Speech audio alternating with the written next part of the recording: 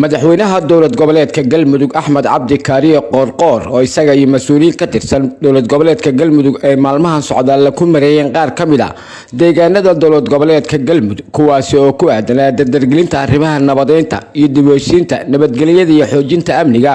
ayaa maanta soo gaaray magaalada gaalkacyo ee xarunta gobolka mudug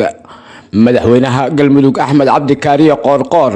iyo wafdigu uu hogaaminayo ay ka mid ahaayeen xubno ka tirsan golaha wasiirada iyo baarlamaanka dowlad goboleedka galmudug ayaa waxaa garoonka diyaaradaha oo shaaka ku soo dhaweeyay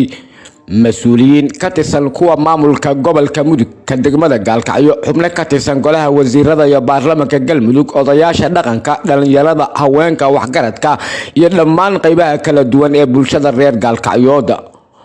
boqolaal dadweynaha oo madaxweynaha ku soo dhaweeyay garoonka diyaaradaha oo shaaka ayaa muujinaya sida ay ugu faraxsan yihiin imaanshaha madaxweynaha galmudug iyo wafdiga uu hogaaminayo waxaana madaxweyne axmed cabdi kaariye qoorqoor uu mid u gacan qaaday dhammaan shacabkii ku soo dhaweeyay garoonka diyaaradaha magaalada gaalkacyo waxaana madaxweyne axmed cabdi kaariye qoorqoor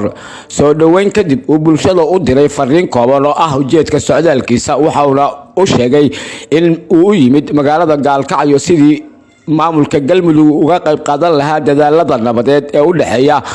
maamulada galmudug iyo puntland kuwaasi oo maalmihii u dambeeyay waday dadaalo lagu xalinayo xiisado colaadeed iyo dilal ka soo noqnoqday deegaanada galbeedka gobolka mudug iyo deegaano kale oo ka tirsan gobolka mudug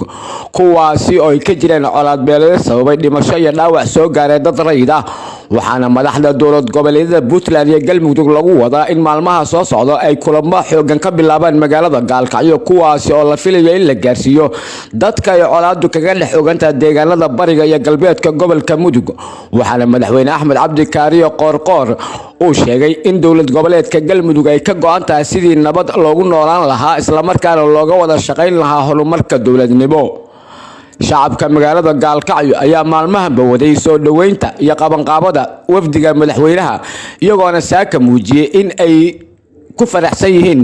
imaanshaha wafdiga uu hogaaminayo madaxweyne axmed cabdi kaariye qoorqoor waxaana waxgaradka iyo cuqaasha gobolka mudug ay sheegeen in dowlad goboleedka galmudug iyo puntlandba ay kala shaqayn doonaan arrimaha nabadda dib u heshiinta iyo amniga gobolka mudug